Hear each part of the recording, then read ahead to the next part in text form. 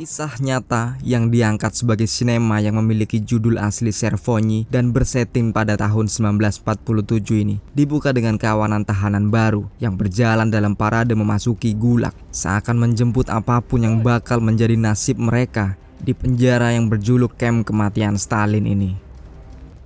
Di antara mereka semua ialah salah satu veteran pemberontak Ukraina bernama Červoní Danilo Nazarovich yang sudah menjadi langganan keluar masuk kamp tawanan Soviet yang kala itu masih di bawah pimpinan Joseph Stalin. Hingga akhirnya kita mendengar Kapten Borodin Lev Pavlovich memberikan briefing pertama mengenai regulasi yang harus ditaati oleh para tawanan dan menerangkan jika untuk keluar dari kamp ini hanya ada dua jalan, yakni menyelesaikan masa hukuman atau keluar ke pintu kuburan.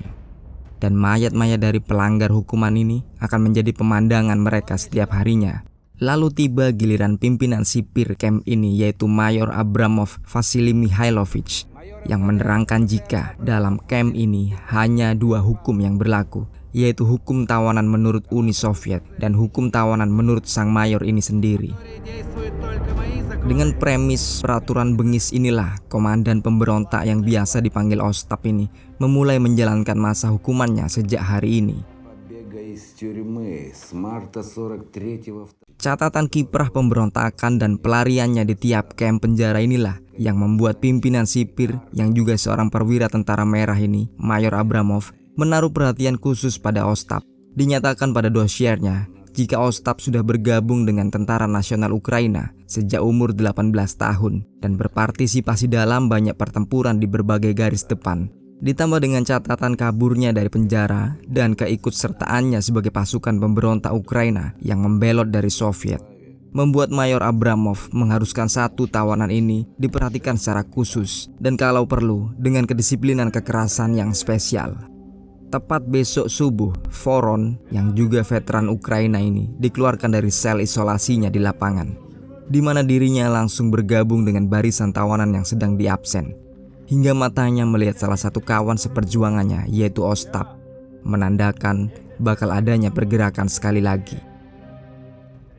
Selanjutnya setelah absensi ini, mereka semua digiring untuk kerja paksa di sebuah tambang terdekat, di mana Voron mengungkapkan pada salah satu tawanan bernama Gurov jika kelompok nasionalis sayap kanan Ukraina atau Banderits sekarang sudah memiliki pemimpin baru, yaitu Ostap, dan mereka akan melakukan apapun yang diperintahkan komandan barunya ini. Hingga terdengarlah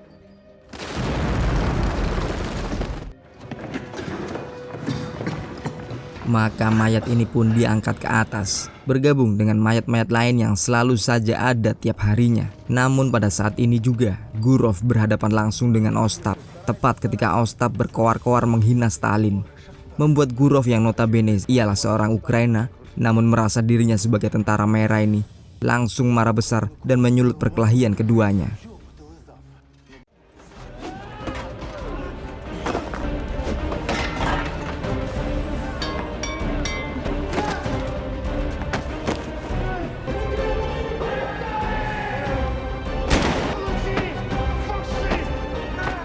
Ostap memang menang dalam duel tersebut.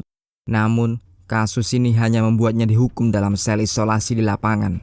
Sementara Gurov dibawa menghadap pada Mayor Abramov, di mana Gurov melakukan pembelaan atas perkelahiannya jika yang doi hajar ialah bangsa Ukraina yang berbeda. Bukan bangsa Ukraina yang sama dengan dirinya yang telah bersumpah setia pada Stalin. Tapi bagi Mayor Abramov, semua orang Ukraina ialah sama brengseknya dan merupakan sampah Soviet. Dari percakapan keduanya juga kita mengetahui jika Gurov ialah bekas perwira angkatan udara, seorang pilot tangguh yang kena apesnya dalam satu misi dan harus jatuh di garis musuh. Sang mayor pun lanjut mengancam dengan pilihan Gurov bisa tenang melanjutkan sisa hukumannya yang tinggal 3 tahun ini atau tumpas di depan regu tembak besok pagi. Dan untuk bisa hidup tenang di penjara ini, Gurov harus menjadi mata-mata untuk Mayor Abramov, melaporkan segala hal yang terjadi dalam barak bangsa Ukraina dan Lituania. Ini juga membuatnya sekaligus dipindah kerja sebagai pengurus pemakaman tawanan agar tak menjadi target pembunuhan kelompok Ostap. Так точно, гражданин майор.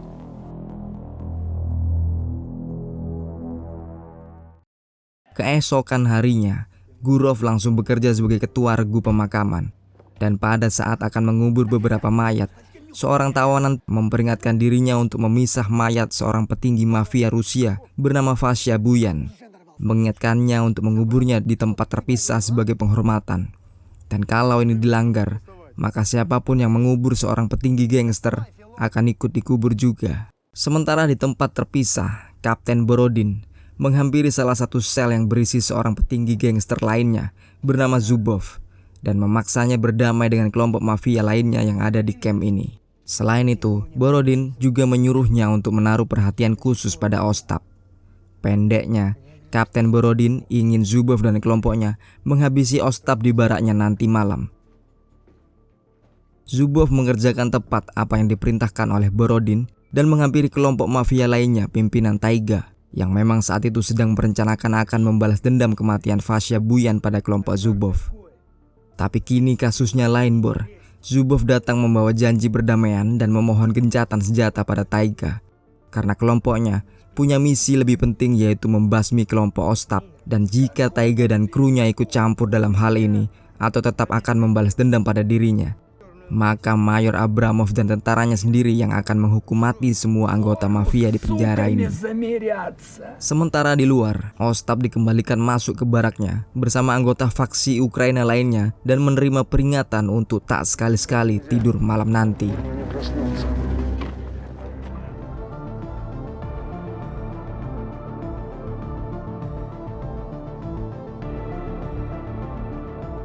Maka benarlah bahwa malam ini bentrokan brutal terjadi di barak Ostap dengan anak buah Zubov yang menyerbu membawa shiv atau pisau-pisau mereka.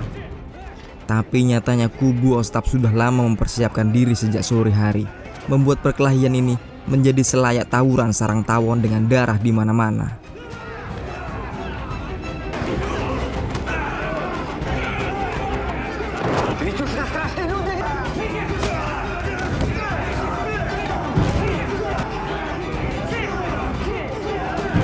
Borodin menanyakan perihal ini seakan dirinya tak tahu apa-apa, berlagak tolol di depan para tawanan, dan akhirnya memutuskan untuk menggiring mereka semua masuk ke rumah sakit.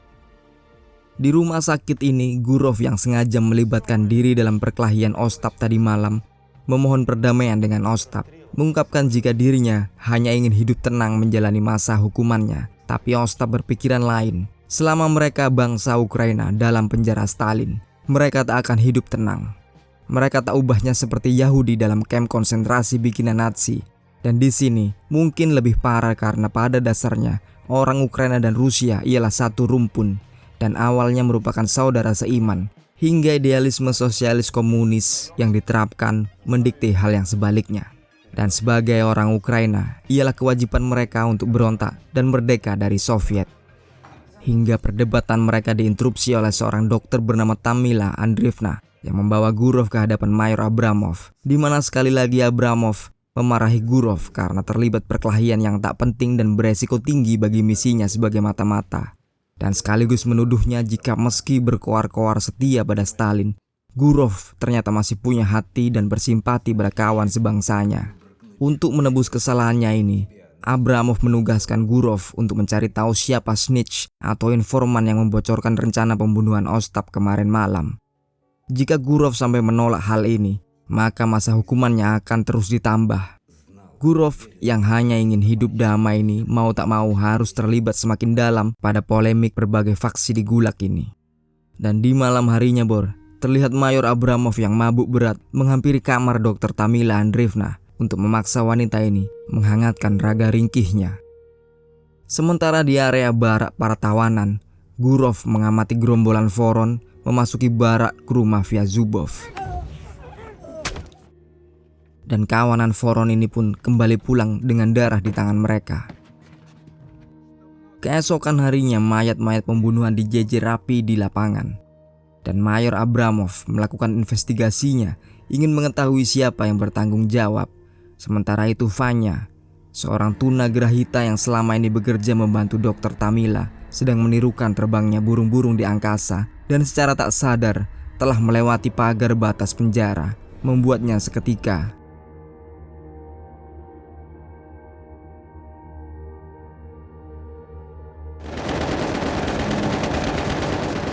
Selanjutnya ketika Abramov sedang membersihkan sebuah mobil Mercedes-Benz yang jelas sangat super keterlaluan Natsinya untuk dimiliki perwira Soviet ini, dikagetkan dengan kedatangan Tamila Andreevna yang memohon jika Vanya, pembantu kesayangannya ini, dikuburkan terpisah dari mayat lainnya sebagai penghormatan terakhir. Tapi Abramov menolaknya mentah, dan saat Tamila memohonkan hal ini demi nama Tuhan yang suci, Abramov dengan dinginnya mengatakan jika tak pernah ada dan tak akan pernah ada sesuatu yang namanya Tuhan.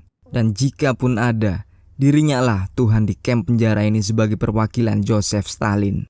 Di kesempatan lainnya, karena investigasi penyerangan yang tanpa hasil inilah, Gurov menjadi bulan-bulanan di ruangan Abramov. Yang diketahui Abramov sejauh ini hanyalah fakta bahwa barak korban pembunuhan dibuka oleh anggota mafia Taiga yang ingin mengadu pihak Zubov dengan Ostap. Tapi dirinya tak tahu lebih jauh alasan penyerangan ini. Meski ditekan, Gurov tetap bungkam. Setelah kejadian ini, hari-hari berlanjut seperti biasa lagi, di mana mayat Vanya akhirnya dikubur bertumpuk-tumpuk dengan mayat korban pembunuhan kelompok Banderits. Di sisi lain, Mayor Abramov masuk ke bunker dan berbicara kepada bos Taiga yang sedang diisolasi. Abramov lantas menyindirnya karena telah berbuat licik dengan mengadu domba antara kru Ostap dengan kelompok Zubov, membuatnya bisa menyingkirkan kelompok Zubov tanpa harus melakukan apa-apa. Sangat tipikal mafia Rusia. Hingga di suatu hari datanglah barisan tawanan baru. Dan seperti biasa, Mayor Abramov menyampaikan briefingnya yang klise. Tapi ada salah satu anggota mafia yang meremehkannya dengan mengatakan hukum Soviet tak sesadis hukum bikinan Mayor Abramov. Dan bahwa dari yang didengarnya perlakuan tawanan di camp ini sangat tak manusiawi. Olah vokal yang sekaligus membuat Mayor Abramov marah dan mencabut Makarovnya. Vanya Fransus! Dalam amarahnya ini Mayor bertanya lagi apakah ada anggota mafia lainnya yang ingin mengaku dan menyusul mati. Namun seorang pemuda ini menjawab dengan bangga. Esoknya saat absensi dilakukan, satu hal spesial terjadi, yaitu saat Ostap melakukan protes atas nama Banderits dan bangsa Ukraina, menyatakan bahwa hukum dan undang-undang Soviet jelas sudah dilanggar dalam kamp penjara ini. Borodin segera beralih mengkontak Mayor Abramov yang lagi-lagi sedang dalam pengaruh vodka. Mau tak mau, Mayor tua ini segera menemui para tawanan yang sedang mogok kerja ini, di mana sesuai konstitusi Soviet, tawanan memang berhak mendapatkan jatah libur sekali dalam sepekan dengan makanan yang lebih banyak. Tapi ini tak dianggap enteng oleh Abramov yang ingin segera membunuh Ostap. Namun melihat kru mafia Taiga serentak mendukung Ostap, Выходной, бродяга! Вы... Молчать! Опа, Европа! Вы це зупините? Да я тебя дерьмо сейчас! Dengan sangat terpaksa, semua tawanan diliburkan hari ini. Ini membuat Mayor Abramov frustasi berat karena otoritas absolutnya yang berlaku selama ini kalah telak oleh kecerdasan dan keberanian Ostap, yang akhirnya membuatnya sekali lagi mabuk berat dan mencoba memperkosa Dr. Tamila untuk yang kesekian kalinya. Tapi pilot Gurov memberanikan diri untuk menghadang nafsu bejat kakek Mayor ini, meskipun tahu resiko yang menantinya. Selang setelah beberapa hari, Gurov tahu jika dirinya lolos dari hukuman. Hal ini yang membuatnya merasa perlu berterima kasih pada Dr. Tamila dengan caranya sendiri. Maka terungkap sudah jika selama ini Gurov menaruh perasaan pada dokter muda ini. Dan tampaknya Tamila juga memiliki simpati pada mantan perwira ini. Tapi dirinya lebih takut terhadap Mayor Abramov daripada harus melampiaskan hasratnya kepada Gurov. Sementara di lapangan, Taiga yang bersimpati terhadap keberanian Ostap menghampirinya, mengajak kedua kelompok mereka bersekutu untuk mengkontrol penjara ini dari dalam. Tapi anehnya, Ostap menolak hal ini. Seketika mengubah pujian Taiga menjadi ancaman yang merupakan api dalam sekam antar dua kelompok ini. Beberapa hari kemudian, Mayor Abramov terlihat memarahi salah satu perwiranya dan menyampaikan padanya jika perintah dari Moskow sudah turun agar setiap sipir lebih menekan bangsa Ukraina, khususnya mereka yang tergolong kelompok sayap kanan atau Banderits. Dan untuk ini, mereka harus segera memisah kelompok Ostap yang kini terdiri dari orang Ukraina dan Lituania dalam camp yang berbeda. Di malam harinya, Tamila menemui Mayor Abramov di garasi Mercy-nya, di mana Mayor ini mau mengajak Tamila untuk ikut bersama dirinya kembali ke kota-kota besar di Soviet dan hidup normal menjadi istrinya. Abramov akan segera mengajukan mutasi pindah tugas sebelum pensiun, dan untuk melancarkan ini, Doi butuh menikahi Tamila sekaligus untuk menyenangkan jiwa dan hasrat tuannya. Tapi mengetahui watak sang mayor, Tamila menolaknya keras dan berlalu pergi. Datanglah di suatu pagi, Vitil, salah satu anak buah bos Taiga, menyampaikan jika di camp penjara nomor 10 di daerah lain terjadi pemberontakan berdarah antara tawanan dengan sipir karena para tawanan bisa mendapatkan pasokan senapan mesin dari desa sekitar. Dan sedikit menerawang situasi Soviet yang sekarang, Taiga mengatakan jika mereka tak butuh senapan mesin di camp ini. Yang mereka butuhkan ialah menyingkirkan Ostap dan kru Banderitsnya, dan proses pertama ialah dengan menekan Gurov. Опа, Европа. Сказали. Этого Богдана Червоного. Надо знать, что он мутит. Tapi rupanya Gurov masih memiliki harga dirinya sebagai mantan perwira. Gurov mengetahui benar jika dirinya saat ini sedang tertekan dari berbagai arah, menjadi agen ganda di mana-mana dan banyak pihak menuntut dan menekannya, dengan bahkan resiko yang paling kecil ialah kehilangan nyawanya sendiri.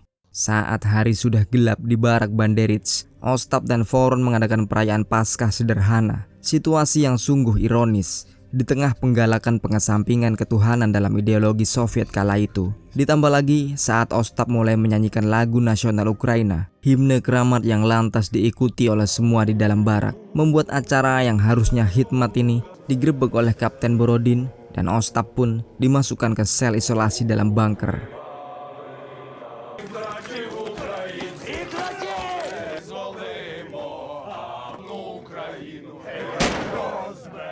Saat Ostap kembali ke baraknya, Gurov menguak jika Ostap sedang menderita sakit parah. Namun saat Gurov menawarkan untuk mengirimnya konsultasi ke dokter Tamila, Ostap melarangnya keras. Tapi nyatanya Gurov tetap nekat menemui Tamila dan melaporkan kondisi Ostap serta berharap agar dokter muda ini mau menangani penyakit Ostap. Tapi ini percuma, Bor. Tamila mengatakan jika Ostap akan dipindah ke camp lain di akhir minggu karena memang perintah sudah tiba dari Moskow. Sampai akhirnya mereka berdua saling memberi cumbu. Sementara di dalam kegelapan tambang, Ostap sedang membeberkan rencana besarnya, taktik untuk dieksekusi masing-masing anggota Banderits ketika aksi sudah dimulai, di mana semua kru di sini mendengarkan dengan seksama. Sampai di sini kita mengetahui beberapa fakta, jika mafia pimpinan Zubov sudah KO total. Hanya tinggal mafia Taiga yang bisa-bisa mungkin menjadi halangan mereka dalam pemberontakan. Sedangkan Ostap sendiri mau tak mau akan segera dipindah ke camp lain. Mengharuskan rencana ini dilakukan dalam waktu sedekat mungkin. Singkat cerita, tiba malam di mana Ostap melakukan aksinya dengan menjebak beberapa penjaga malam dan membunuhnya dalam baraknya. Sesuai rencana sejauh ini, Bor. Dan Ostap pun menggunakan seragam penjaga untuk menyamar keluar. Di belakangnya, Voron dan anggota yang lain bersiap sesuai posisinya masing-masing, membawa PPS H41 hasil rampasannya. Sementara Ostap naik ke menara bersiap melakukan ambush.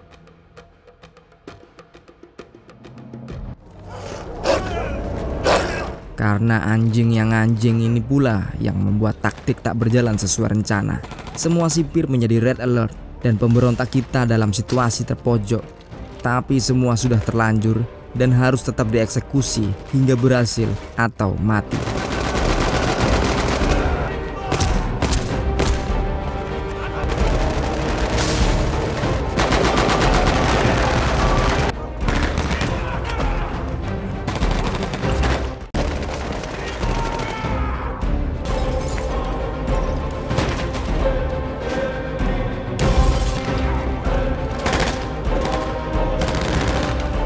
Kekacauan penuh api balistik segera terjadi. Sedangkan Mayor Abramov memutuskan untuk melarikan diri bersama Kapten Borodin. Tak peduli para inferiornya bertarung berusaha mengontrol kecamuk malam ini.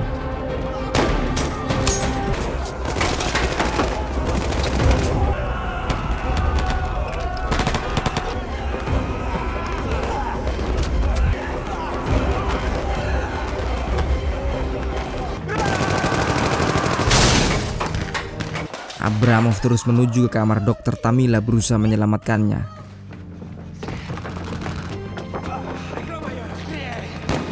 Sementara itu, Gurov yang baru datang menyadari jika dirinya sudah terlambat menemui kekasihnya. Sedangkan perjuangan di kubu sayap kanan, mereka akhirnya mengetahui jika pintu keluar masih diblok dan dipertahankan dengan kuat oleh para sipir, memaksa Ostap dan Voron meluncur ke basement mencari jalan tembusan. Hanya untuk mengetahui jika Mayor Abramov bersama Tamila bersembunyi di salah satu kamar perwira. Ostap membawa keduanya ke salah satu ruangan di atas. Namun tiba-tiba bos Taiga muncul dengan para anak buahnya, sama-sama menyandang senjata rampasan. Karena tak ingin ada pertumpahan darah antar kedua faksi ini, Taiga menawarkan diskusi antar ketua.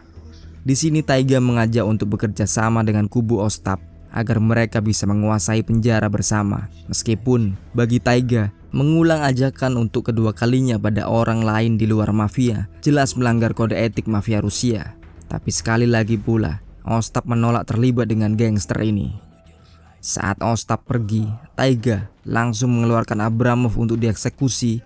Yang sialnya tugas ini dilimpahkan pada Gurov, mengingat keduanya sama-sama tentara. Namun, setelah tumbangnya Mayor Abramov di tangan salah satu napi, para mafia membakar garasi ini. Dan yang tak diketahui Gurov ialah bahwa Taiga ternyata tertarik juga pada kekasihnya. Maka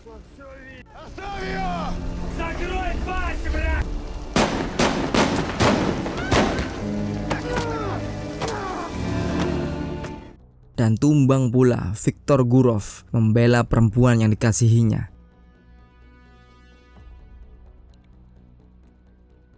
Semua penjaga sudah berhasil ditumpas kandaskan oleh kelompok Ostap dengan bantuan para tawanan lain. Dan pada saat subuh merekah dengan kabut yang masih pekat, Ostap dan Voron beserta Banderits lainnya berlari keluar penjara menyongsong nasib baru dalam pertempuran lain melawan Uni Soviet. Oke Bor, sampai jumpa lain kali. Jangan lupa untuk nonton video-video lain di Jauh Dekat Film. Wassalamualaikum. Yuk, bye.